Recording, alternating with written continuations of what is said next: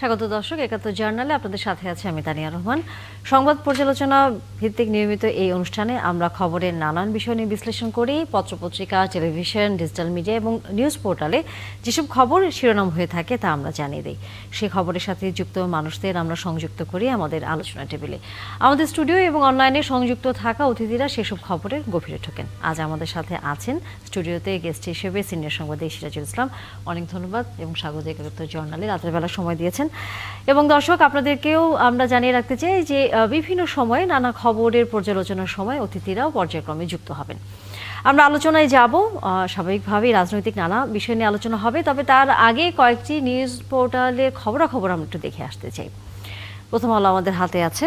প্রথম আলো সংবাদ করেছে বিজয় মেলা, বাংলা একাডেমির প্রাঙ্গণে বই নিয়ে বিজয় মেলা। আমরা হয়তো বিজয় মেলার খবর এটি, কিন্তু তার পাশাপাশি সম্পূরক বৃত্তির দাবিতে জগন্নাথ বিশ্ববিদ্যালয় শিক্ষার্থীদের বিক্ষোভ।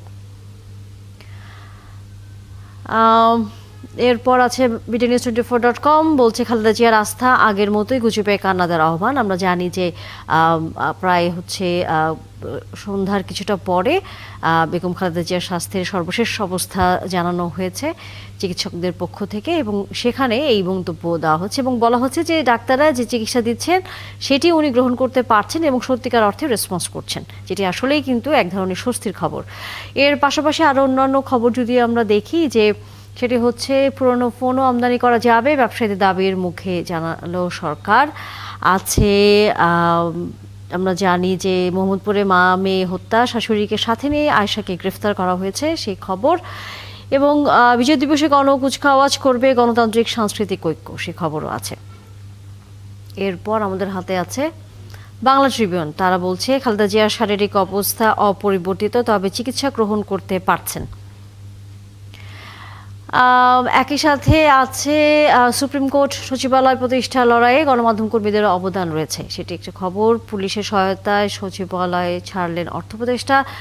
ট্রাম্পকে বিচার না করার প্রতিশ্রুতি না দিলে আইসিসির উপর নতুন নিষেধাজ্ঞার হুমকি।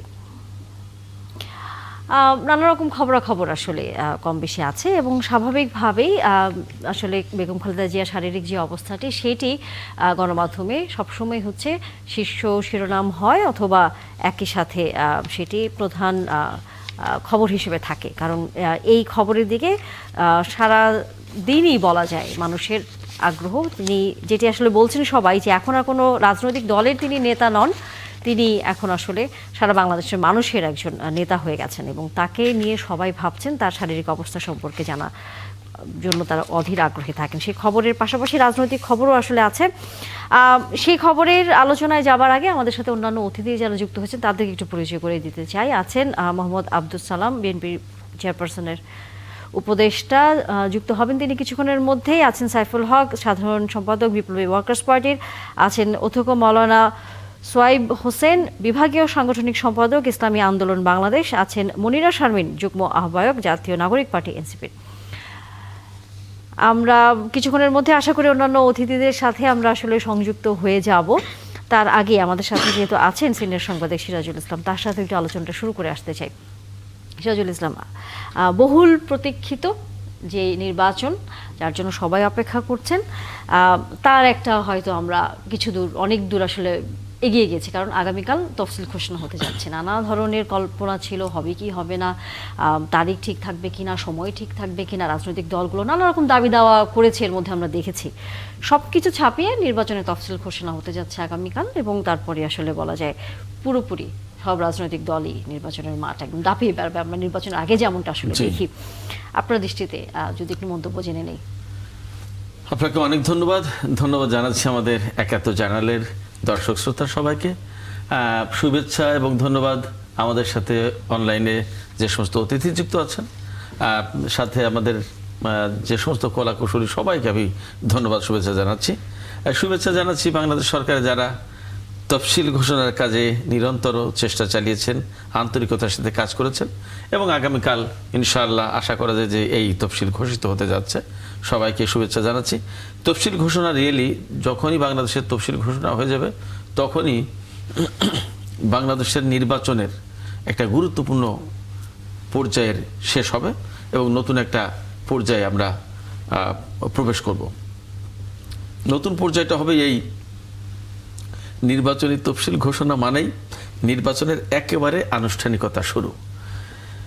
দলগুলো তাদের প্রস্তুতি অলরেডি নিয়ে ফেলেছে, অনেক দল প্রার্থী ঘোষণা করে ফেলেছে, দল জোট এখনও নানা রূপ পরিগ্রহ করছে, নানা রূপে নানা ভাবে নানা চেহারায় আবির্ভূত হওয়ার চেষ্টা করছে। তো এই সমস্ত সব কিছু সে পেয়ে যাবে নির্বাচনের তফসিল ঘোষণার পরে। সেক্ষেত্রে নির্বাচনের তফসিল ঘোষণা খুব একটা ইম্পর্ট্যান্ট ব্যাপার।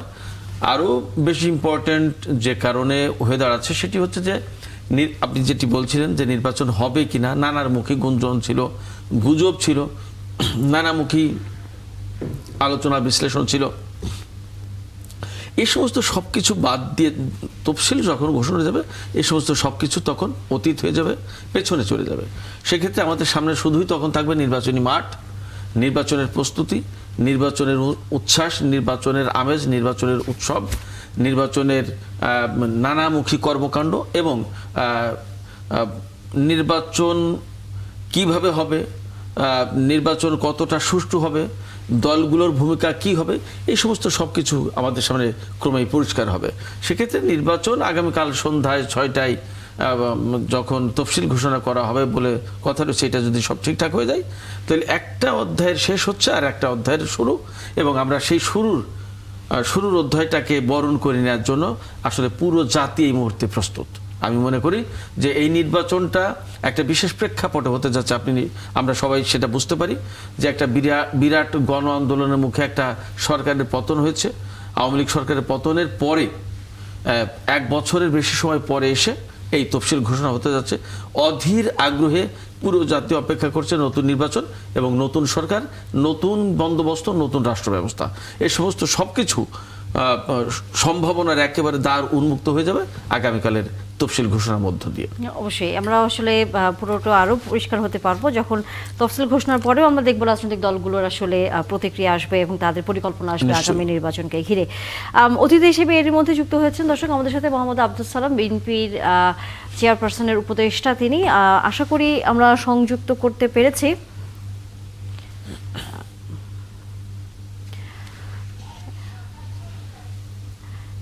এবং একই সাথে সাইফুল হক, সাধারণ সম্পাদক বিপ্লবী ওয়ার্কার্স পার্টির, তিনিও যুক্ত হয়েছেন আমাদের সাথে।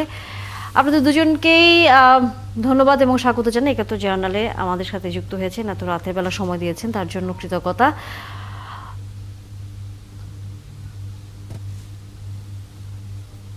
আশা করি আমাকে শুনতে পাচ্ছেন। হ্যাঁ, ধন্যবাদ, শুনতে পাচ্ছি। জি, আমি শুনতে পাচ্ছি। জি, মোহাম্মদ আব্দুল সালাম, আপনার কাছেই আসলে আলোচনাটা দেখে শুরু করতে চাই। সেটি হচ্ছে আগামীকাল তফসিল ঘোষণা হতে যাচ্ছে ত্রয়োদশ জাতীয় সংসদ নির্বাচনের। যদিও এর আগে অনেকবার বলা হচ্ছিল যে এই ফেব্রুয়ারির যেই নির্বাচনের সময়সীমাটি সেটি বিএনপির পক্ষ থেকে আসলে এক ধরনের চাওয়া ছিল, যেটি সরকার অনেকটাই সেভাবেই অন্যান্য রাজনৈতিক দলগুলো বলেছিল এর আগে যে সে সময়কে মাথায় রেখেই নির্বাচন করতে যাচ্ছে। এই প্রসঙ্গ বাদ দিয়েও যদি আসলে আমরা বলি সেটি হচ্ছে যেহেতু তফসিল হতে যাচ্ছে, আমরা ধরেই নিচ্ছি যে সামনের নির্বাচনটি হতে আর কোনো ধরনের সংশয় আসলে থাকছে না। তফসিলের পরেই আপনারা আনুষ্ঠানিকভাবে নির্বাচনের, যেহেতু এর মধ্যে প্রার্থী অনেকেই ঘোষণা করেছেন অনেক আসনের, এবং আনুষ্ঠানিক হয়তো প্রচারণার জায়গাটিও হয়তো শুরু হয়ে যাবে। সেই হিসেব করে বিএনপি চেয়ারপারসন বেগম খালেদা জিয়া একদিকে অসুস্থ, তার মধ্যে নির্বাচনের প্রস্তুতি, সব কিছু মিলিয়ে আসলে বিএনপি এখন এই নির্বাচনকে নিয়ে কি ভাবছে?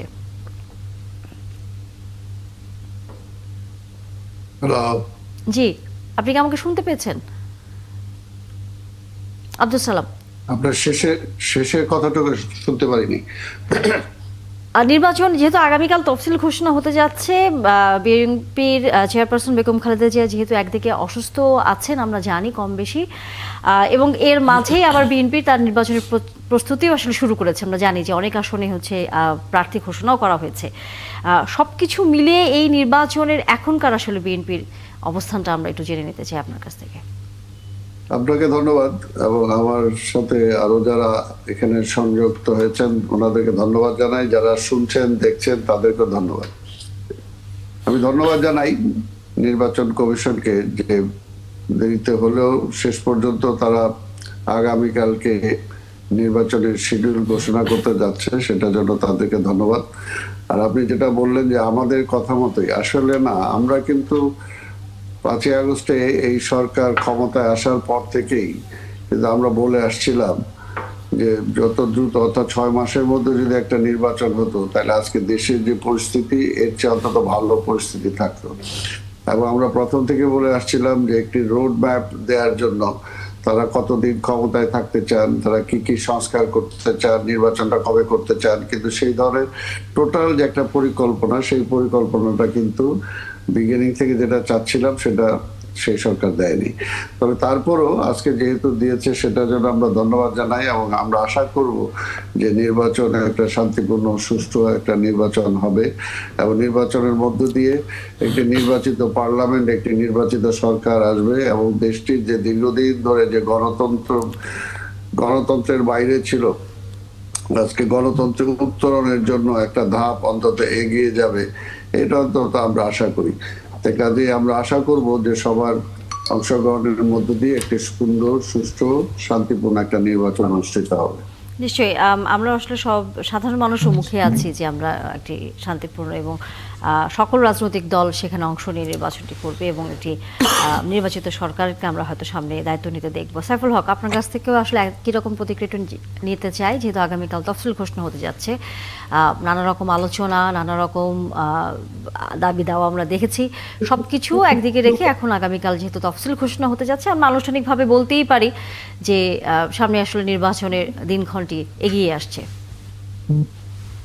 না জি, আপনাকে ধন্যবাদ প্রিয়ভাজন আলোচক বৃন্দ, দর্শক শ্রোতা যারা আপনারা দেখছেন এই রাতে, আপনাদেরকে আমি শুভেচ্ছা এবং সালাম জানাই।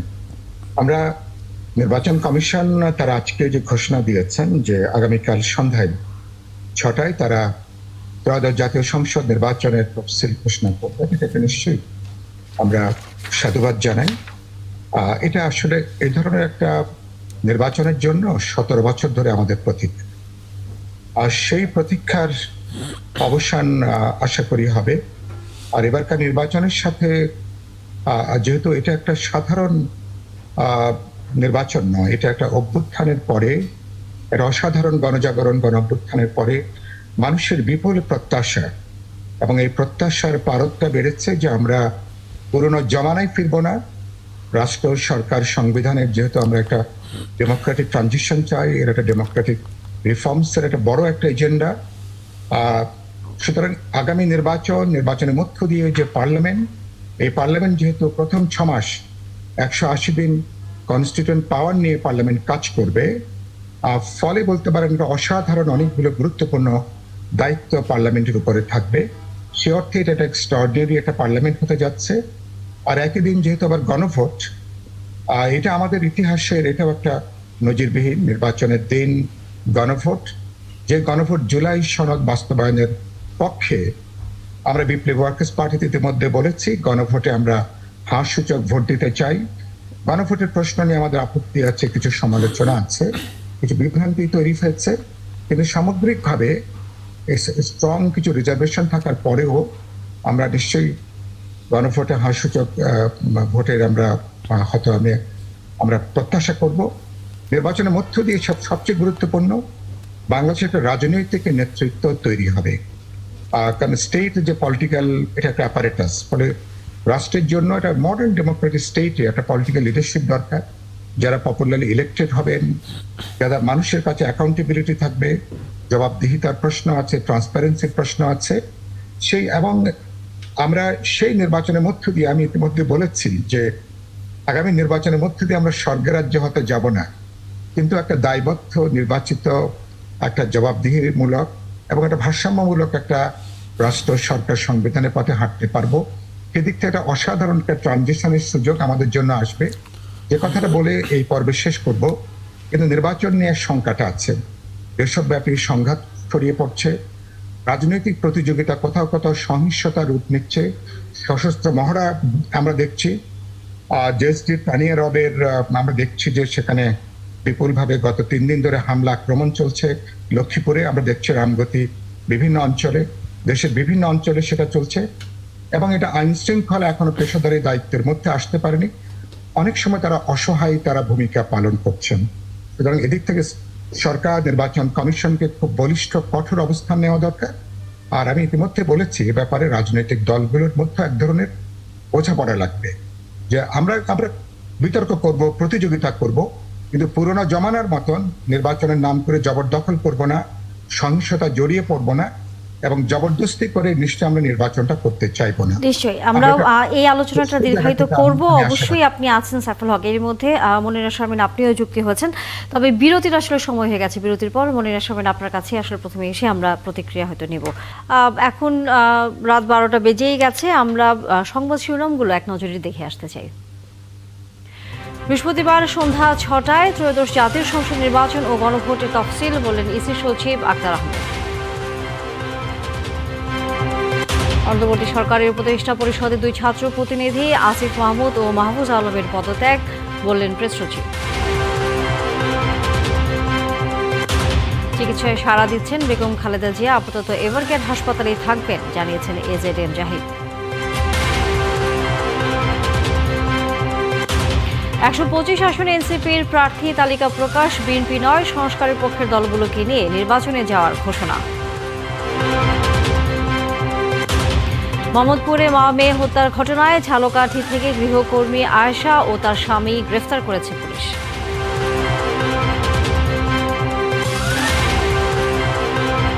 দর্শক, আমরা একাত্তর টেলিভিশনের সংবাদ শিরোনাম দেখছিলাম। এবার অন্যান্য যে সংবাদ ভিত্তিক টেলিভিশন রয়েছে তাদের শিরোনামগুলো দেখে আসতে চাই। সংসদ নির্বাচন ও গণভোটের তফসিলের ভাষণ চূড়ান্ত, বঙ্গভবনে রাষ্ট্রপতির সঙ্গে সাক্ষাৎ করবেন সিইসি, বিটিভিতে রেকর্ডের পর যে কোনো সময় ঘোষণা। জুলাই হত্যাযজ্ঞ মামলায় সজীব ওয়াজেদ জয় ও পলকের বিরুদ্ধে শুনানি আজ, আনিসুল সালমান সহ 3 জনকে ট্রাইব্যুনালে হাজির, আবু সাইদ হত্যা মামলার সাক্ষ্য গ্রহণ।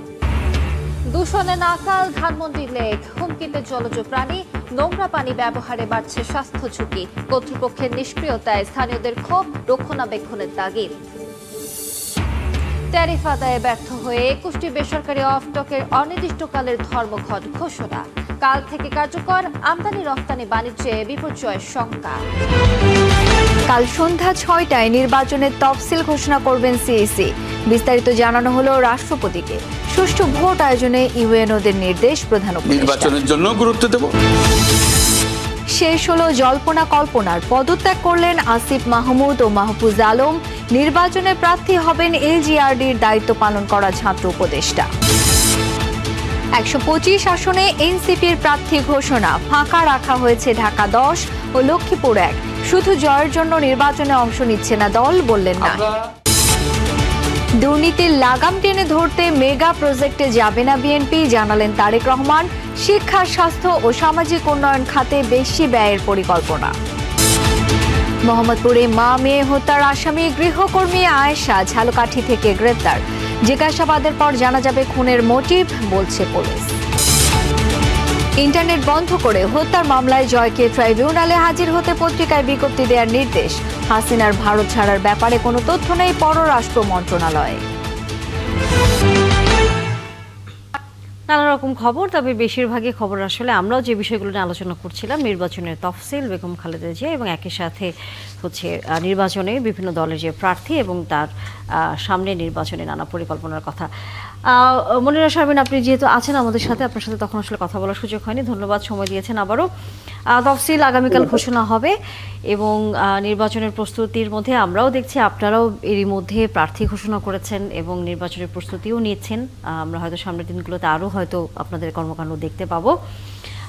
একটু বলবেন যে শঙ্কা আসলে আগে ছিল বিভিন্ন রাজনৈতিক দল বা আপনারাও করেছেন যে হয়তো নির্বাচন হবে কি হবে না, বা সময় মতো হবে কি না, সরকার কতটুকু মানছে কি মানছে না, নানা রকম দাবি দাওয়া আমরা আসলে দেখেছি। এর মধ্য দিয়ে প্রত্যেকটা রাজনৈতিক দলই গেছে নিজের জায়গা থেকে।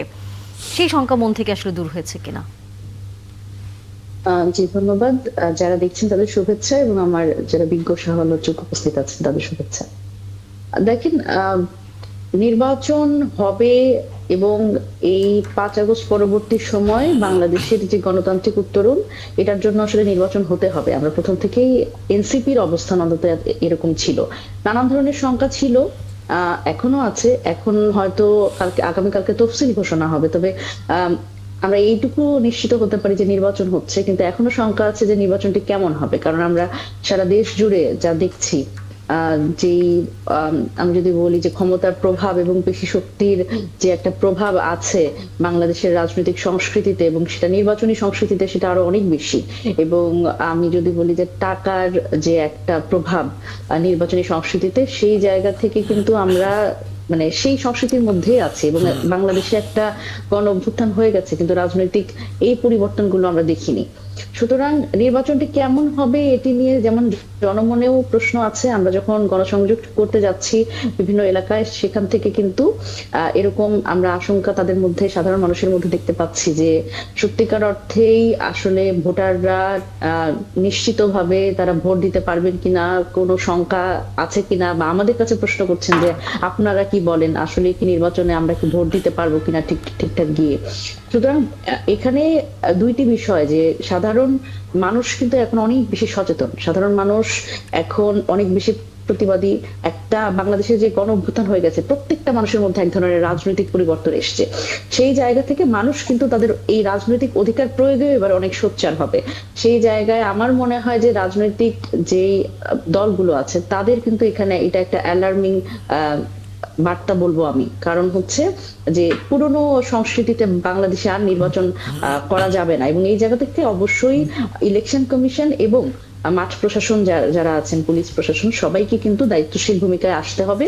না হলে কিন্তু এই যে বারবার করে প্রধান উপদেষ্টা বলছেন যে খুব আশাবাদী কথা বলছেন যে সর্বশ্রেষ্ঠ নির্বাচন উপহার দিবেন, এবং উনি কিন্তু খুব সুন্দরভাবে বলছেন যে প্রত্যেকের এটা একটা দায়, এই দায়টা আমাদের আসলে এই গণ অভ্যুত্থানের মধ্যেকার দায় আমাদের প্রত্যেকটা মানুষের, যিনি আসলে দায়িত্ব পালন করবেন এই নির্বাচনে তাদেরও, যারা অংশগ্রহণ করবে প্রার্থী হিসেবে তাদেরও।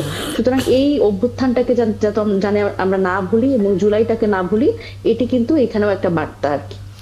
আপনি আপনার কথার মাঝখানে বললেন যে আমাদের আসলে রাজনৈতিক কোনো পরিবর্তন হয়নি, এবং টাকার প্রভাব আপনারা যখন বিভিন্ন সময় সাধারণ মানুষের কাছে গেছেন বা রাজনৈতিক নানা রকম খবরাখবরের মধ্য দিয়ে যখন আপনারা গেছেন, তখন হয়তো এই বিষয়টা আপনাদের সামনে এসেছে। রাজনৈতিক পরিবর্তন হয়নি বলতে আসলে কি বোঝাচ্ছেন, মানে কি পরিবর্তন হয়নি? দেখেন, বাংলাদেশের মানুষ কিন্তু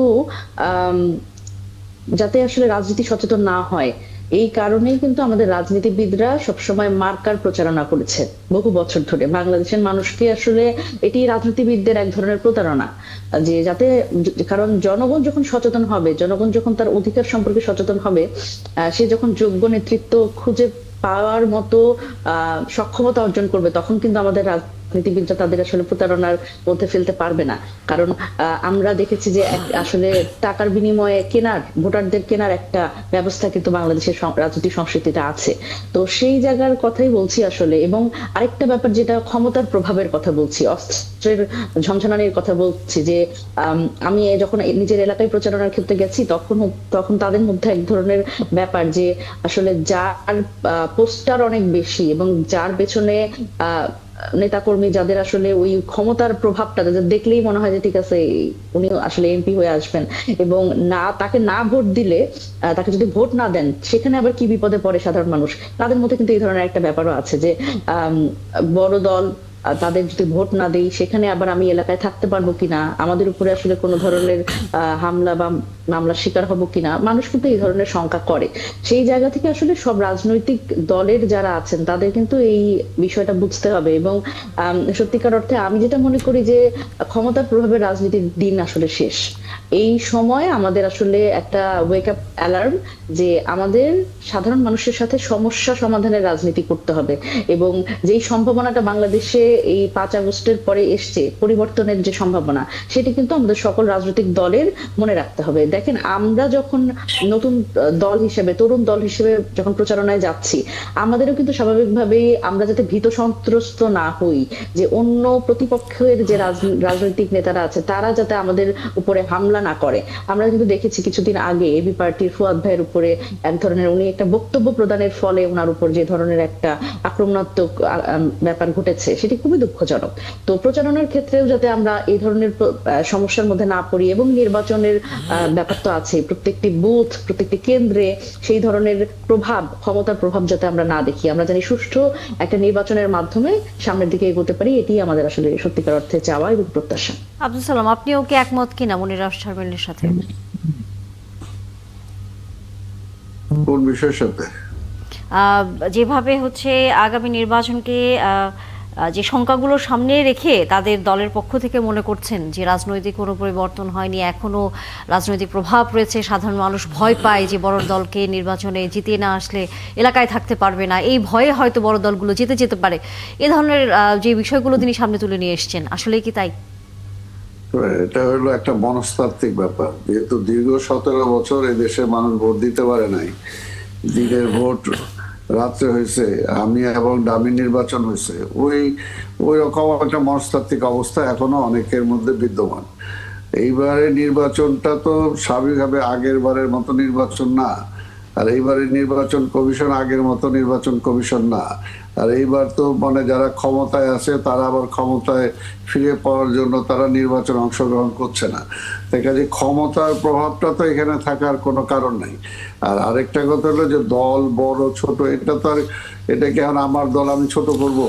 আমার দল তো আমি চাবই যে আমার দল যাতে আরো বড় হয়, আরো জনপ্রিয় হয়, আরো জনসমৃদ্ধ হয়, সেটা তো আমি চাবই। কিন্তু আচার আচরণের দিক দিয়ে স্বাভাবিকভাবেই যাতে নির্বাচনটা সুষ্ঠু হতে পারে, সুন্দর হতে পারে, সেটার জন্য চেষ্টা করতে হবে। আর আরেকটা হলো, যেহেতু নির্বাচনে এবার জোর করে দখল করার কোনো সুযোগ নাই, কাজে সেই কারণে নির্বাচনটা জনগণ যাকে পছন্দ করবে, জোর করলে কিন্তু তাকে পছন্দ করবে না, কাজে যে ভালোভাবে তার সাথে ব্যবহার করবে সেই কিন্তু ভোটে জয়লাভ করবে। কাজে এখানে জোর করে তো ভোট নিয়ে যাওয়ার কোনো সুযোগ নাই। কাজে এখানে এই বিষয়টা হলো এখন যে পুলিশ বলি, আদার্স যে সমস্ত বিষয় বলি, সবচেয়ে বড় কথা হলো যে আমরা যারা অংশগ্রহণকারী দল যেগুলো আছে সেই দলগুলোর মধ্যে নিজেদের মধ্যে একটা সমঝোতা থাকতে হবে।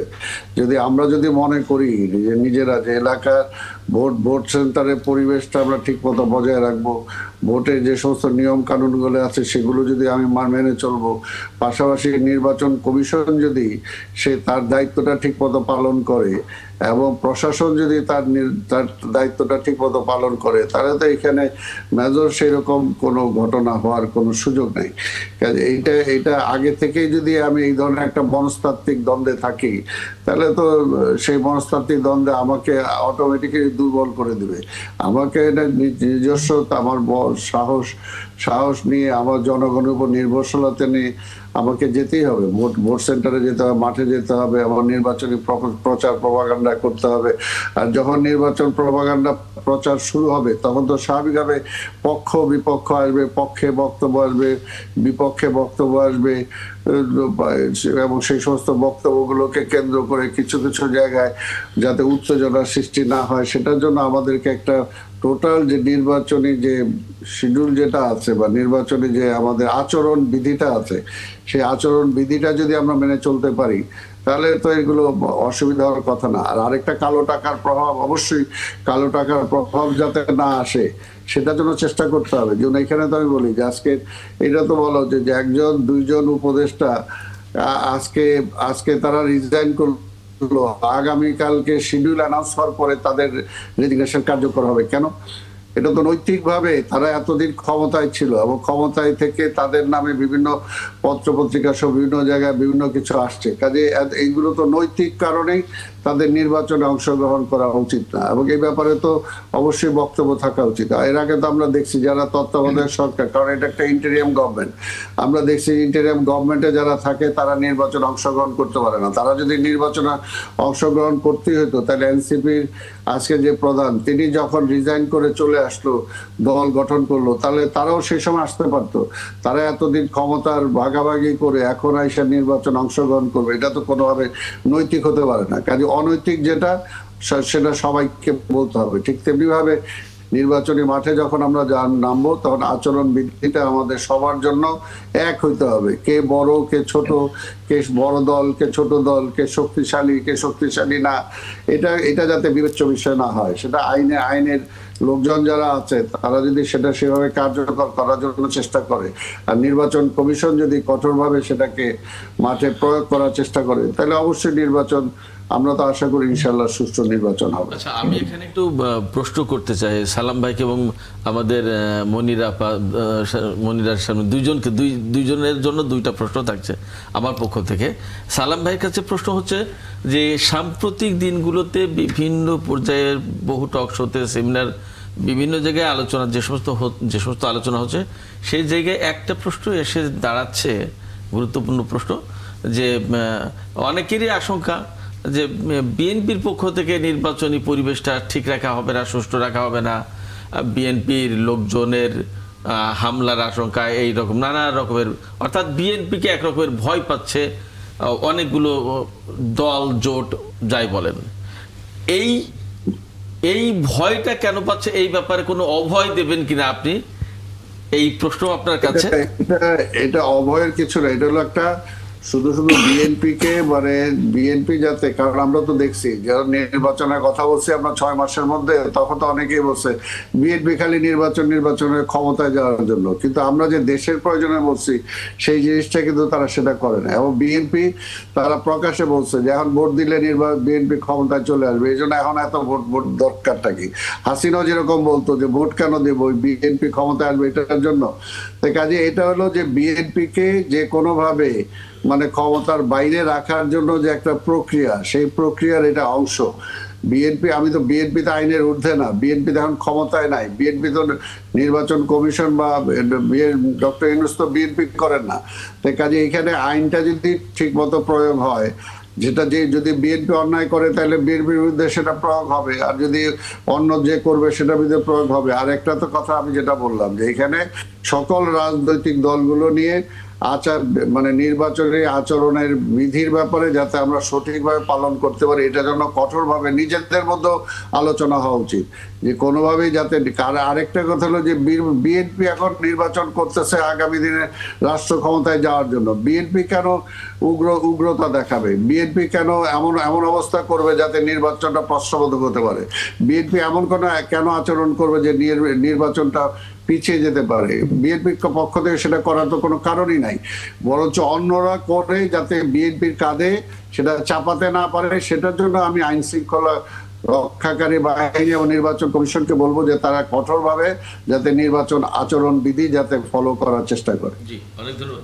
মনির আপার কাছে আমার একটা প্রশ্ন ছিল, সেটা হচ্ছে যে আপনারা সবসময় বলে এসছেন যে যথাযথ সংস্কার, অর্থাৎ সম্পূর্ণ সংস্কার না হওয়া পর্যন্ত আপনারা নির্বাচনে যাবেন না। আমরা এরই মধ্যে দেখেছি যে আপনারা 125 আসনে প্রার্থী ঘোষণা করেছেন। তো তাহলে কি আপনাদের যে প্রত্যাশিত বা কাঙ্ক্ষিত বা যে চাওয়া ছিল সংস্কারের ব্যাপারে, সেই রকম সংস্কার হয়ে গেছে, বা যে সংস্কার হয়েছে তাতে কি আপনারা সন্তুষ্ট, যার কারণে আপনারা নির্বাচনে প্রার্থিতা ঘোষণা করেছেন? এ ব্যাপারে আপনাদের আসলে অবস্থান কি? পরিষ্কার বক্তব্য চাই। আচ্ছা, ধন্যবাদ আপনার প্রশ্নের জন্য। দেখেন, আমরা যদি এটা বলি যে বর্তমানে যে দলগুলো আছে সেই দলগুলো যখন প্রথম থেকে, আমরা 5 আগস্টের পর থেকেই আমরা দেখেছি এক ধরনের নির্বাচন কেন্দ্রিক প্রচারণা বা নির্বাচনটাকেই বাংলাদেশের একমাত্র গণতন্ত্র হিসেবে প্রতিষ্ঠা করবার একটা প্রয়াস। সেখানে আমরা বারবার করে বলেছি যে না, এই অন্তর্বর্তীকালীন সরকারের আসলে কাজ শুধুমাত্র নির্বাচন আয়োজন করা না, এটি কোনো নির্বাচনকালীন সরকার না, অথবা কোনো তত্ত্বাবধায়ক সরকার না, এটি অন্তর্বর্তীকালীন সরকার। সুতরাং এটি এখন সংস্কার হতে হবে বাংলাদেশের। এত বড় একটা পরিবর্তনের পরে, এতগুলো মানুষের আত্মত্যাগের পরে একটা পরিবর্তন আসতে হবে। সেই জায়গা থেকে আমরা বলেছিলাম মৌলিক কিছু সংস্কারের জন্য আমাদের পক্ষ থেকে কিছু প্রস্তাবনা ছিল, অন্যান্য সকল দলের পক্ষ থেকেই এক ধরনের প্রস্তাবনা, যেটি কিন্তু ঐকমত্য কমিশনে আমরা আলোচনা করেছি। আমরা মৌলিক সংস্কারের কথা বলেছি, তবে যে সংস্কারটি বেশিরভাগই সেই সংস্কার প্রস্তাবনা ছিল একটা রাষ্ট্র কিভাবে চলবে সেই সংক্রান্ত এবং সংবিধান সংক্রান্ত। কিন্তু দেখেন, আমি যদি বলি যে আমরা এনসিপি স্যাটিসফাইড কিনা সংস্কার নিয়ে, দেখেন যেটা একেবারে মানুষের ভাগ্যের সাথে বা মানুষের দৈনন্দিন জীবনের সাথে সম্পর্কিত শিক্ষা সংস্কার কমিশন সেটি গঠিত হয়, মানে সেটি নিয়ে আমরা কথা বলতে পারিনি, সুযোগ হয়নি। স্বাস্থ্য সংস্কার কমিশন নিয়ে আমরা খুব বেশি কথা বলতে পারিনি, ঐকমত্য কমিশনেও কথা বলতে পারিনি, এবং পুলিশ সবচেয়ে গুরুত্বপূর্ণ হচ্ছে পুলিশ সংস্কার কমিশন, আমরা কিন্তু মানে সেটি নিয়েও কিন্তু খুব বেশি কথা বলতে পারিনি। সুতরাং সেই জায়গা থেকে আমি যদি বলি যে এনসিপি সন্তুষ্ট, এনসিপি আসলে সংস্কার নিয়ে সন্তুষ্ট না। যেই সংস্কারের কথা আমরা বলছি বহুদিন ধরে, 5 আগস্টের পর থেকে আমরা যেটা বলছি যে আকাঙ্ক্ষা, গণ অভ্যুত্থানের আকাঙ্ক্ষা, সেটি কিন্তু আসলে অর্জিত হয়নি এই সংস্কারের মাধ্যমে, এই ঐকমত্য কমিশনের আলোচনার মাধ্যমে। তবে এখানে রাষ্ট্র পরিচালনার ক্ষেত্রে যেহেতু 31টিরও বেশি রাজনৈতিক দল আমরা একসাথে বসেছি, আমরা আলোচনা করেছি, এটিও একটা বড় অ্যাচিভমেন্ট বলে এনসিপি মনে করে। এবং মৌলিক সংস্কারের ক্ষেত্রে আমরা যেটা বলেছি যে যেরকম যেই অগ্রগতিগুলো এসছে, যেগুলো কিনা আমরা গণভোটের মাধ্যমে এখন আমরা পাশ করাতে চাচ্ছি, আমরা সংস্কারটিকে সামনে রেখে যে নির্বাচনটিকে আমরা অংশগ্রহণ করতে চাচ্ছি এবং গণভোটের আমরা হ্যাঁ পক্ষে ক্যাম্পেইন করব।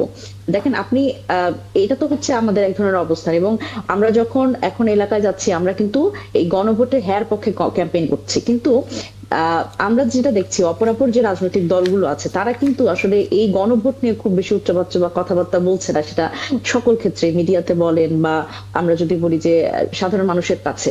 সুতরাং এই নির্বাচনটি আমাদের কিন্তু এই সংস্কারটিকে এগিয়ে নিয়ে যাওয়ার একটা নির্বাচন। দেখেন আপনারা যদি দেখেন যে এখানে সালাম ভাই বলছিলেন যে আমাদের নির্বাচনী যে আচরণবিধি সেগুলো মানতে হবে, আচরণবিধি যদি সত্যিকার অর্থে মানে ইমপ্লিমেন্ট করা হয় বা ইম্পোজ করা হয়, সেটার ক্ষেত্রে কিন্তু মানে বড় দলগুলির যারা প্রার্থী তাদের বিপদ হয়ে দাঁড়াবে। 25 লাখ টাকা যেটা বার আছে নির্বাচনী খরচের জন্য, সেটি তো ওনারা পারবেন না, কারণ ওনারা এখানে 25 কোটির মধ্যে চলে গেছেন অলরেডি। সুতরাং এই এখন এবং এই জায়গা থেকে আমি যদি বলি নতুন রাজনৈতিক দল হিসেবে, যেমন আমার ব্যক্তিগতভাবে কোনো টাকা পয়সা নাই, আমার ক্রাউড ফান্ডিং করতে হবে, আমার মানুষের কাছে টাকা চাইতে হবে, কারণ আমার নির্বাচন করবারই টাকা নাই। এখানে 25 লাখও আমার কাছে অনেক বেশি টাকা। সুতরাং নির্বাচনী আচরণবিধিও যেরকম সবার মানতে হবে, এটি আসলে অনেক ক্ষেত্রে এটা আমার কাছে ফ্যালাসি মনে হয় যে সত্যিকার অর্থে এটা আসলে মানে কিভাবে করে আসলে মানা যাবে, এটি একটি ব্যাপার। সংস্কার আমাদের একার বিষয় না। এনসিপি সংস্কারের কথা বলছে, এনসিপি নতুন রাজনৈতিক বন্দোবস্তের কথা বলছে, এনসিপি সংস্কারের মাধ্যমে বাংলাদেশে একটা গণতান্ত্রিক পরিবর্তনের কথা বলছে বলেই সংস্কার শুধু এনসিপির চাওয়া না। আমরা কিন্তু আশা করি যে অন্যান্য দলগুলো এই সংস্কারের পক্ষে কথা আরেকটা বলবে। প্রশ্ন মনিরা শারমিন, সেটা হচ্ছে কিছুক্ষণ আগে আমাদের একজন অতিথি বলছিলেন আব্দুল সালাম, সেটা হচ্ছে যে দুইজন যে উপদেষ্টা এই ছাত্রদের পক্ষ থেকে সরকারে ছিলেন, তারা নির্বাচনের তফসিল ঘোষণার আগের দিন যে পদত্যাগ করছেন সেটি আসলে কতটা নৈতিকতার জায়গায় পড়ে। সাইফুল হক, আপনিও আছেন আমাদের সাথে, আমরা এই প্রসঙ্গে আপনারও মতামত নিতে চাই। দুজন উপদেষ্টার যে পদত্যাগ সেটি তফসিল ঘোষণার আগের দিন, এবং একই সাথে আমাদের অতিথিদের সাথেও আসলে আলোচনা যেটা হচ্ছিল যে একজন উপদেষ্টা তার হচ্ছে সার্বিক এই সময়কার কর্মকাণ্ডের বর্ণনা দিয়েছেন সেখানে তার উপদেষ্টা হিসেবে, এবং একই সাথে তার আর্থিক জায়গাটিও আসলে তিনি উপস্থাপন করেছেন। সেই বিষয় নিয়ে আসলে কিছুটা সাধারণ মনের প্রশ্ন জেগেছে। আপনাকে ধন্যবাদ। প্রথম হচ্ছে যে আমি এটা বহুবার অনেক আগে থেকে বলেছি যে প্রথমত আমাদের যে সরকার, এই সরকার ধরুন আমরা একটা অভ্যুত্থানের মধ্য দিয়ে এই সরকার গঠিত হলেও চরিত্রের দিক থেকে অনেকখানি সরকারকে তত্ত্বাবধায়ক সরকারের চরিত্র বৈশিষ্ট্য রেখে কাজ করে আসতে হয়েছে। যেহেতু সমস্ত অংশীজন আমরা সরকারকে সমর্থন করেছি, রাজনৈতিক দল, অভ্যুত্থানকারী জনগণ, নানা অংশ, ফলে সবার মধ্যে একটা কম্পারেটিভ একটা পলিটিক্যাল নিউট্রালিটি গভর্নমেন্টকে মেনটেন করাটাই ছিল তার জন্য অত্যন্ত গুরুত্বপূর্ণ।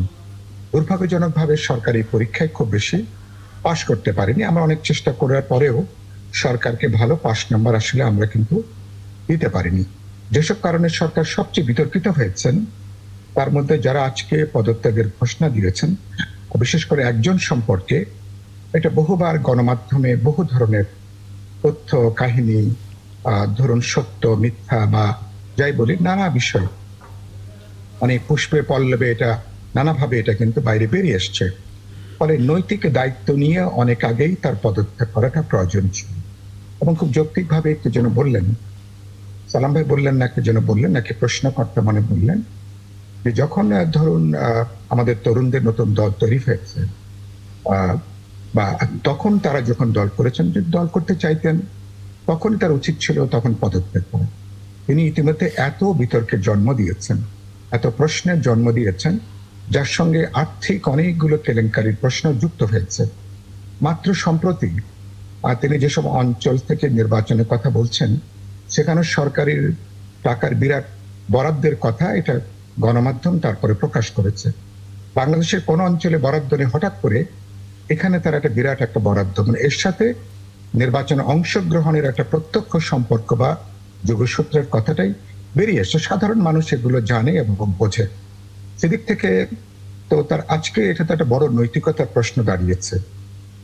আপনি আগামীকাল যখন নির্বাচন কমিশন সন্ধ্যেবেলা 6টার সময় ঘোষণা করবেন, তখন থেকে আপনাদের পদত্যাগপত্র কার্যকর হবে, আর পরের দিন আপনি কোন একটা দলে অংশ নিয়ে নির্বাচনে অংশগ্রহণ করবেন, এটা কোনো ইথিক্যাল মোরাল স্ট্যান্ডার্ডের মধ্যে জায়গাটা যায় না। আর তো তারপরে এগুলো হচ্ছে নিজের বিবেচনার প্রশ্ন, রাজনৈতিক বিবেচনা, রুচির বিবেচনা, নৈতিকতার বিবেচনা, এগুলো একটা প্রশ্ন। আর আমরা এমনি বরাবরই বলতাম, আমাদের এখানে যারা ইন্টারিম চরিত্রের বা তত্ত্বাবধায়ক চরিত্রের যারা সরকার ছিলেন, তাদের কেউই কিন্তু কোনো নির্বাচনে তারা কিন্তু অংশগ্রহণ করেননি। আর আমাদের একটা গুরুত্বপূর্ণ গণতান্ত্রিক দাবি হচ্ছে, কোনো সরকারি গুরুত্বপূর্ণ লাভজনক পদে যখন কেউ থাকেন, ন্যূনতম পদত্যাগ করার কমপক্ষে 3 থেকে 5 বছর তিনি কোন দলের তিনি মনোনয়ন তিনি চাইতে পারবেন না। কারণ আগে তিনি তো নির্বাচনকে সামনে রেখে তিনি অনেকগুলো তিনি সেখানে কাজ করেছেন, যেগুলো তার ওই যে বলে না, তার নিজের দায়িত্বের সাথে যেগুলো সঙ্গতিপূর্ণ না। তো এটা বড় সেক্ষেত্রে কি প্রশ্ন। আসলে এটা অনেকটা আইন ভঙ্গের মতো হয়ে যায় কিনা?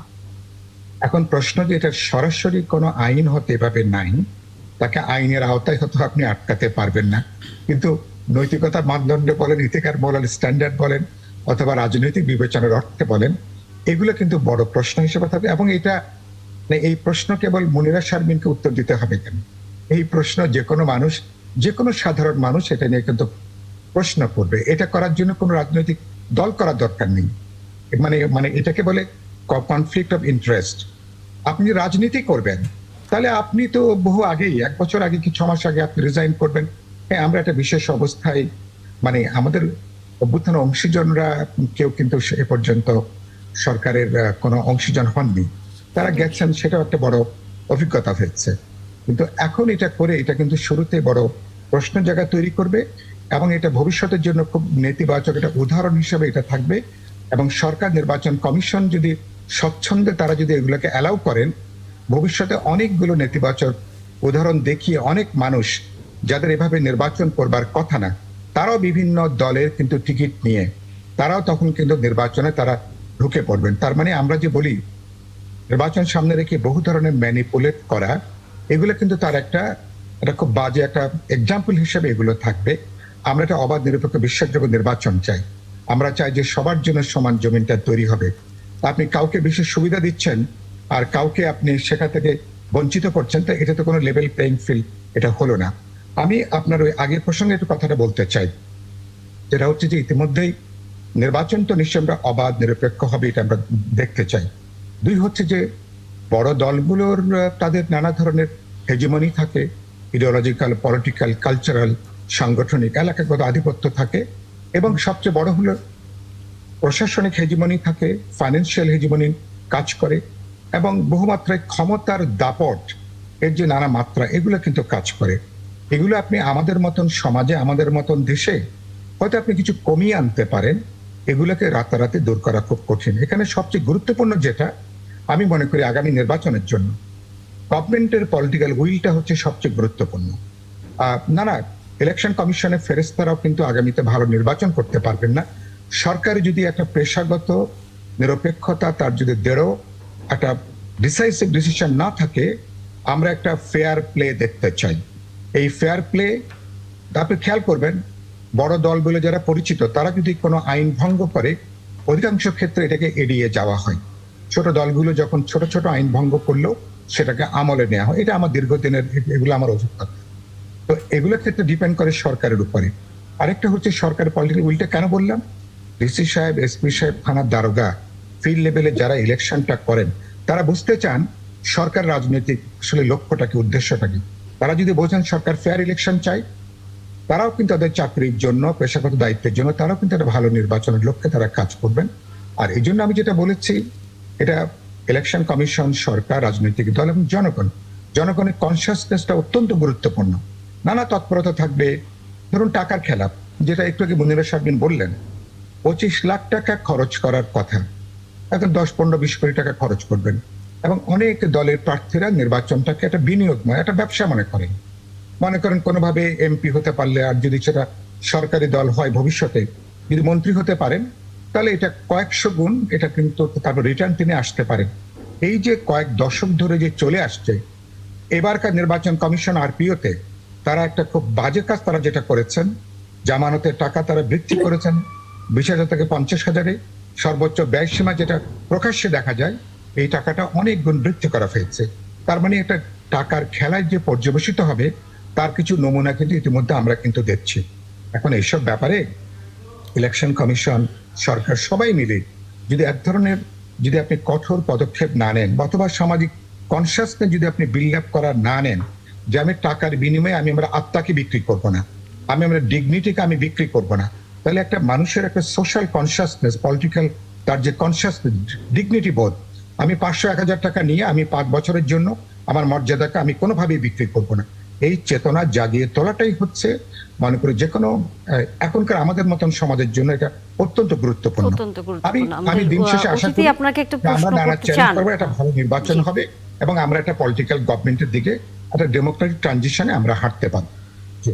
সাইবুল ভাই, আপনার আলোচনার রেশ ধরে আমি মনিরা শারমিনকে আবারও প্রশ্ন করতে চাই একটা, যেটি হচ্ছে যে আসিফ মাহমুদ পদত্যাগ করলেন এবং সম্পদের হিসাব দিয়েছেন। এখানে কয়েকটা আলোচনা আছে। একটা বিষয় হচ্ছে যে দেখুন, একেবারে নির্বাচনের তফসিল ঘোষণার আগ মুহূর্তে তিনি পদত্যাগ করেছেন, 2 জন উপদেষ্টা পদত্যাগ করেছেন। এটা কতটা নৈতিকতার নৈতিক হলো, মানে সেই প্রশ্ন আসে। সেই জায়গা থেকে আমার প্রশ্ন হচ্ছে যে রাজনৈতিক সংস্কৃতিতে আপনারা পরিবর্তন আনতে চান, আপনারা সংস্কার চাইছেন, এবং রাজনৈতিক সংস্কৃতিতে পরিবর্তন আনতে চাইছেন, মূলত নীতি নৈতিকতা প্রতিষ্ঠা করতে চান। অনেক বেশি আমাদের রাজনীতিটা অনেক বেশি নৈতিক হয়ে উঠুক। তো এইরকম চাওয়ার প্রেক্ষাপটে এইরকম চাইছেন, অথচ আসিফ মাহমুদ এবং উপদেষ্টা মাহফুজ আলম তফসিল ঘোষণা মাত্র কয়েক ঘন্টা আগে তারা পদত্যাগ করলেন। সেটা আপনাদের ওই চাওয়া, রাজনীতিতে নীতি নৈতিকতা প্রতিষ্ঠার যে প্রত্যাশা বা চাওয়া বা যে স্লোগান, সেইটার সাথে কতটা সামঞ্জস্যপূর্ণ? আর যে হিসাব দিয়েছেন, সম্পদের হিসাব দিয়েছেন আসিফ মাহমুদ, তাহলে তথ্য উপদেষ্টার হিসাবটা কেন দেওয়া হলো না, বা প্রশ্নটা কি? একই সাথে যে সম্পদের হিসাব দিয়েছেন, একটা ধারা বর্ণনার মতো হিসাব হলো, নাকি এটা গ্রহণযোগ্য হিসাব দেয়া হলো? জি, আচ্ছা, ধন্যবাদ। প্রথমত, উপদেষ্টারা পদত্যাগ করলেন তফসিল ঘোষণার একেবারে খুব নিকটতম সময়। এটি আসলে আমি এটা আমার দলগত কোনো বক্তব্য হিসেবে না নেওয়া হোক, আমার ব্যক্তিগত মন্তব্য আমি করতে পারি। সেটা হচ্ছে যে প্রথমত এটা ওনারাই আসলে ভালো বলতে পারবেন যে ওনারা এর আগে কেন পদত্যাগ করেননি। আমি যদি ব্যক্তিগতভাবে বলি, আমার কাছে মনে হয় যে স্বাভাবিকভাবেই ওনারা যে দায়িত্বশীল পজিশনে ছিলেন, এবং সেই জায়গা থেকে তাদের নির্বাচনের জন্য নৈতিকভাবে আমি এটা সমর্থন করি যে তাদের আরো আগেই পদত্যাগ করা প্রয়োজন ছিল। কিন্তু এখানে আমি আরো একটা কথা বলতে চাই, সেটি হচ্ছে যে দেখেন, আমরা যখন কথা বলছি তখনও কিন্তু আমরা ওই যে আগে একটা সাধারণ নির্বাচনের কথা আমরা বলছি, আমরা যে একটা স্পেশাল সময়ের মধ্যে দিয়ে যাচ্ছি, একটা স্পেশাল সিচুয়েশনের মধ্যে ছিলাম বা আছি, এটি আমরা কনসিডার অনেক ক্ষেত্রেই করছি না। এই আসিফ মাহমুদ, সজীব ভুইয়া এবং মাহফুজ আলম তারা যে সরকারে ছিল, এবং আমি যদি বলি তারও আগে নাহিদ ইসলাম, ওনারা যে সরকারে ছিলেন, ওনাদের আসলে সরকারে থেকে সরকারটাকেও একটা মানে গণ অভ্যুত্থানের রিপ্রেজেন্টেশন হিসেবে ছিল। তো সেই জায়গায় সরকারটাকেও একটা অন্তর্বর্তীকালীন সরকার স্পেশাল সময়ে গঠিত এবং গণ অভ্যুত্থানের এক ধরনের রিপ্রেজেন্টেশন দিয়ে এই সরকারটাকেও লেজিটিমাইজ করা, এটিও তাদের একটা কাজ ছিল, এবং সেখানে ওয়াচডগ হিসেবে তাদের একটা রিপ্রেজেন্টেশন ছিল। সেই জায়গা থেকে আমি বলবো যে ওনাদের সেখানে থাকা এই সরকারটাকে অনেক ক্ষেত্রে লেজিটিমেসি দিয়েছে।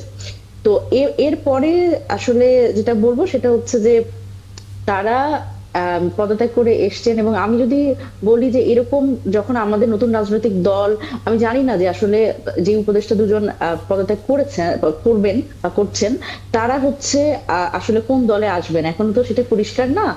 তারা এনসিপি তে আসবেন নাকি আসলে বিএনপি তে যাবেন আমি জানি না।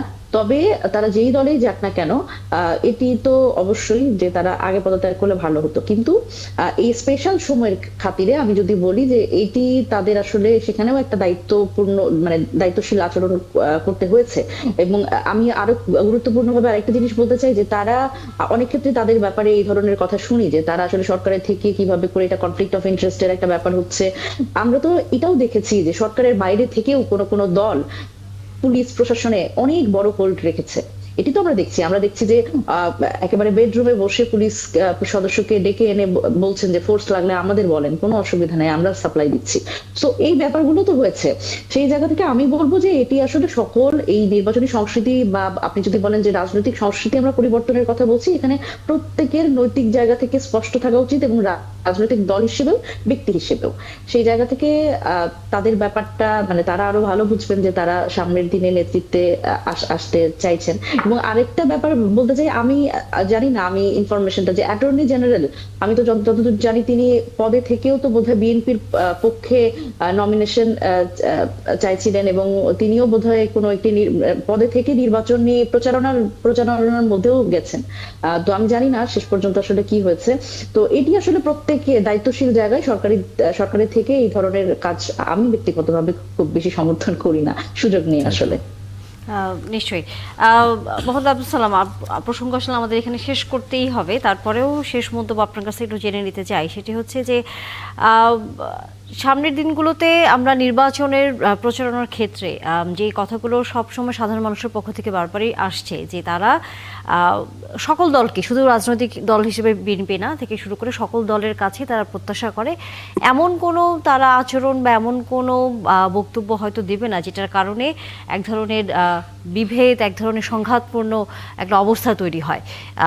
একটি সহনশীল আচরণ করবে সকল রাজনৈতিক দল, এটা সাধারণ মানুষ চায় আর কি। সেই জায়গা থেকে বিএনপির পক্ষে আসলে কি ধরনের ব্যবস্থা বা সাধারণ নেতাকর্মীদের ভিতরে এই বিষয়টা ছড়িয়ে দেওয়ার কোনো পরিকল্পনা আছে কিনা?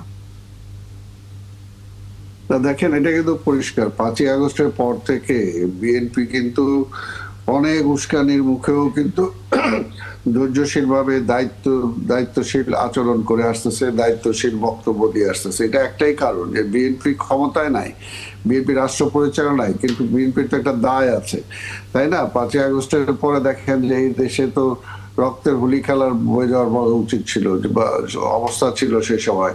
গত 17 বছর আমাদের নেতা কর্মীরা যেভাবে নির্যাতিত, যেভাবে গুলির মুখে, সবকিছু যেভাবে হয়েছে, সেই জায়গায় তো ধৈর্য। এবং প্রত্যেকটা সময় দেখছেন আমাদের নেতা ভারপ্রাপ্ত চেয়ারম্যান তারেক রহমান কিন্তু বারবার সবাইকে কসাস করেছে যে কোনোভাবেই এমন কোনো আচার আচরণ করা যাবে না যাতে অন্তত জনগণ কোনোভাবে বিমুখ হয়।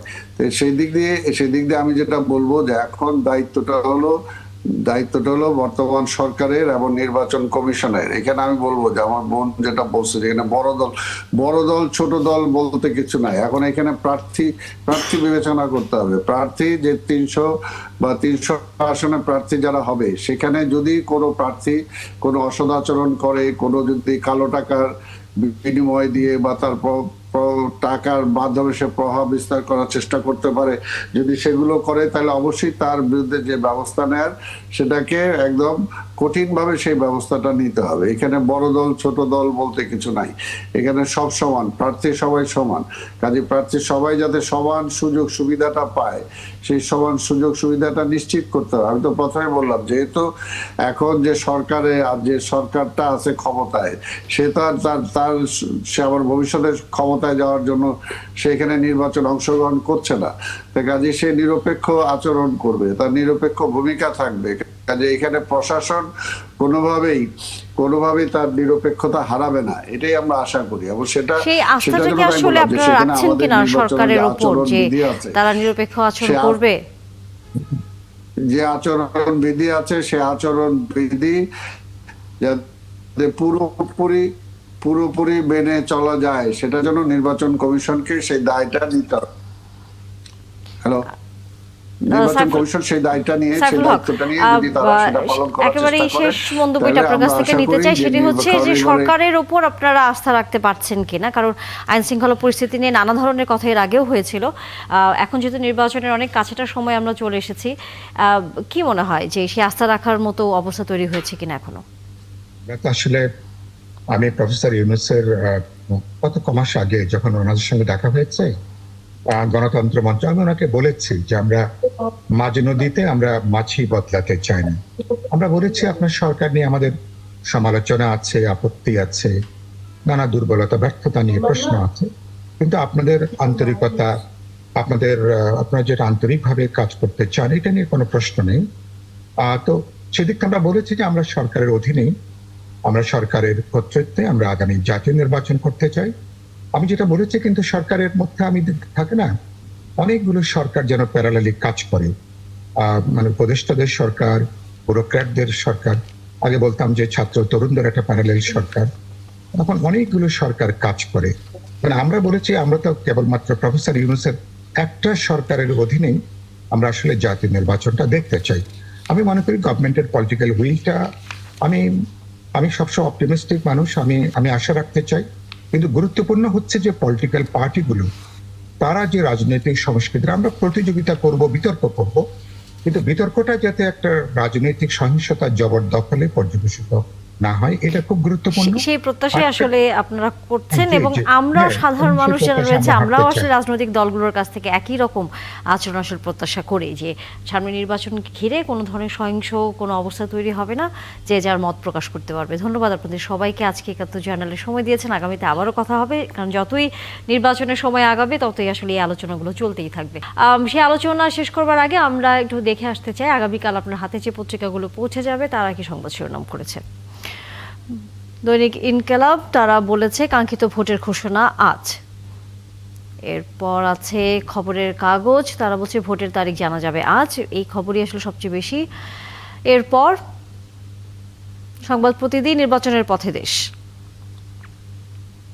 বণিক বার্তা, সাবের হোসেন চৌধুরীর প্রভাব এখনো অটুট, কন্টেনার পরিবহন এবং পতাকাবাহী জাহাজ ব্যবসা, এবং আগামীকাল যে তফসিল হবে সেই খবরও আছে। ডেইলি টাইমস, তারাও হচ্ছে একই খবরই দিচ্ছে, এবং আমরা যদি একটু দেখি যে historical first, Awami League pushed out of battle, মানে এটি বলা হচ্ছে যে এবারই নির্বাচনে আওয়ামী লীগ আসলে থাকছে না নির্বাচনে। এরপর পত্রিকা যুগান্তর, তা তফসিল ঘোষণা আজ সন্ধ্যায়, নির্বাচন ১২ ফেব্রুয়ারি, তারা একটি তারিখ দিয়েছে, যদিও এটি নিয়ে এক ধরনের আলোচনা আছে যে ফেব্রুয়ারির ৫, ৮ এবং ১২ তিনটি সংখ্যা আসলে বিভিন্ন গণমাধ্যমে নানাভাবে ঘুরেছে, তবে শেষ পর্যন্ত জানা যাবে আগামীকালের ঘোষণার পরে। আমরা একটু এই রাজনীতির নানা খবরের বাইরে আরেকটি খবর নিয়ে একটু আলোচনা করতে চাই, সেটি হচ্ছে যে পোশাক খাত নিয়ে। কারণ আমরা জানি যে মার্কিন যুক্তরাষ্ট্রের যেই আমাদের উপর শুল্ক আরোপ করা হয়েছিল সেটি কমিয়ে এনে এক ধরনের আমরা শুল্ক কমানোর যেই চেষ্টা আমরা করেছি সেখানে সফলও হয়েছে, কিন্তু বিভিন্ন পরিসংখ্যান বা আমাদের সহকর্মীর একটি প্রতিবেদন, সেখানে বলা হচ্ছে যে পোশাক যে রপ্তানির আয়ের 4 ভাগে সেটি 1 ভাগে আসছে সবুজ কারখানা থেকে, এবং বাড়ছে সেখানে কর্মসংস্থান, কিন্তু বিনিয়োগে কারখানাগুলো থাকলেও অতিরিক্ত দাম দিচ্ছেন না ক্রেতারা, যার ফলে বাড়তি মূল্য না মিললেও সেখানে আসলে টেকসই ব্যবসার পথটি এখন পর্যন্ত কিছুটা অনিশ্চয়তার মুখে পড়েছে। আমাদের সাথে যুক্ত হয়েছেন অতিথি হিসেবে এরই মধ্যে আমরা মোহাম্মদ রাশেদ, সহসভাপতি বিকেএম এর। অসংখ্য ধন্যবাদ জনাব রাশেদ, যুক্ত হয়েছেন আমাদেরকে, রাতের বেলা সময় দিয়েছেন। একটু জানাবেন আমাদেরকে, সেটি হচ্ছে যে যেটি বিভিন্ন গণমাধ্যম বলছে যে আগস্ট মাস থেকে টানা 4 মাসে দেশে কমেছে রপ্তানি আয়, এবং সেটি আমাদের সবচেয়ে বড় যে পোশাক খাত, আমরা যেটা নিয়ে আসলে গর্বই করি, বিশ্বে আসলে সেটি এখন দ্বিতীয় অবস্থানে আছে। সেখানে কি কোনো ধরনের শঙ্কা তৈরি হচ্ছে কিনা? জি, ধন্যবাদ আপনাকে আমাকে ৭১ টিভিতে আমন্ত্রণ জানানোর জন্য। আসলে আমাদের এক্সপোর্ট কিন্তু বিগত বছরের তুলনায় প্রায় এখন এই কোয়ার্টারে অ্যারাউন্ড 5 to 6% ডাউন। ইপিবি ডাটাও সেটা বলছে এবং আমাদের ইন্টারনাল রিসার্চও তাই বলছে। এখন এটার একটা কারণ কিন্তু আমাদের তিনটা প্রধান কারণ। একটা ছিল হলো ইউএস ট্যারিফের একটা ইম্প্যাক্ট, কারণ গত এপ্রিল মাসে যে ট্যারিফ ঘোষণা এসেছে সেটার ব্যাপারে যে উপর দিয়ে যাবে সেটা ক্লিয়ার কিন্তু হয়েছে সেপ্টেম্বর অক্টোবর মাসে। তো বায়ারদের এই অর্ডার গুলো কিন্তু প্লেস করার ক্ষেত্রে অনেকটা কনফিউজড বায়ার ছিল। তো এটার একটা বড় এসেছে আমাদের এই কোয়ার্টারের প্রোডাকশন এবং এক্সপোর্টের উপরে নিয়ে আসতে পেরেছিলাম নেগোসিয়েশনের মাধ্যমে, কিন্তু চায়না এবং ইন্ডিয়া ট্যারিফ কিন্তু এখনো বেশি। সো তারা ইউএস মার্কেটের অল্টারনেটিভ হিসেবে ইউরোপ মার্কেটকে টার্গেট করেছে এবং তারা অলমোস্ট ডাম্পিং প্রাইসে কিন্তু তাদেরকে প্রোডাক্ট সাপ্লাই করছে। এটা আমাদের প্রোডাকশনকে ইম্প্যাক্ট নিয়ে এসেছে। আর সর্বশেষ হলো আমাদের দেশে কিন্তু এখনো একটা পলিটিক্যাল আনসার্টিনিটি আছে, ইলেকশন কবে হবেন, কাস্টমার কিন্তু সম্পূর্ণভাবে এনশিওর হতে পারছে না যে তারা যদি অর্ডার প্লেস করে এই সময় জানুয়ারি ফেব্রুয়ারি মাসে তারা ডেলিভারি এটা আদৌ পাবেন কিনা। সো এই টোটাল তিনটা জিনিস মিলে একটা পারফেক্ট স্টর্ম তৈরি হয়েছে এবং দ্যাটস দ্য রিজন আমাদের কিন্তু এক্সপোর্টটা এত নোজ ড্রাইভ করেছে। সো আমি মনে করি যে এই সিচুয়েশনটা থেকে আমরা খুব দ্রুতই মুক্তি পাবো। রাশিদ ভাই, আপনি যে প্রশ্ন যে সর্বশেষ মন্তব্য দিলেন সেই জায়গায় আমার প্রশ্ন আছে যে দ্রুতই মুক্তি পাবেন, এই যে মুক্তি পাওয়ার পথটা কি হতে পারে, মানে সেই সম্ভাবনার জায়গাটা কি? অ্যাকচুয়ালি অনেক কিছু কিন্তু এখন সার্টেন হয়ে গেছে, যেমন আমাদের ট্যারিফ স্ট্রাকচারটা এখন সার্টেন হয়ে গেছে, একটা গ্লোবাল কিন্তু ইনফ্লুয়েন্স। কিন্তু আমরা আশা করছি যে জানুয়ারি থেকে ইউরোপিয়ান এবং ইউএস মার্কেটে আবারও এই চাকাটা খুব ভালোভাবে সচ্ছল হবে। এবং সবচেয়ে ইম্পর্টেন্ট জিনিস হলো যে আমাদের এই বাই নেক্সট ফেব্রুয়ারি আমরা কিন্তু একটা বুঝে যাব যে আমাদের পলিটিক্যাল সিচুয়েশন, ইকোনমিক্যাল ট্রেন্ড কোন দিকে যাচ্ছে। সো গিভেন দ্যাট সিনারিও আমি আশা করতেছি ডিমান্ডের ইনক্রিজও হবে। আমাদের র মেটেরিয়াল প্রাইস এখন সর্বোচ্চ লোয়েস্ট সাইডে আছে। সো আমার মনে হয় না অন্য কোনো কারণ আছে এখন আর থেমে থাকার। নিশ্চয়ই। ধন্যবাদ মোহাম্মদ রাশেদ। নিশ্চয়ই আবারও আগামীতে কথা হবে। আজকে এত রাতে আমাদেরকে সময় দিয়েছেন, ধন্যবাদ আপনাকে আবারও। দর্শক, ৭১ চ্যানেল শেষ করতে হচ্ছে এবং ধন্যবাদ একই সাথে সিরাজুল ইসলাম, আপনাকেও সময় দিয়েছেন এবং নানা রকম আসলে বিষয় নিয়ে আলোচনা আমাদের মধ্যে হলো। দর্শক, আপনারা এতক্ষণ আমাদের সাথে ছিলেন তার জন্য ধন্যবাদ। দেখা হবে আবারও ৭১ চ্যানেলে।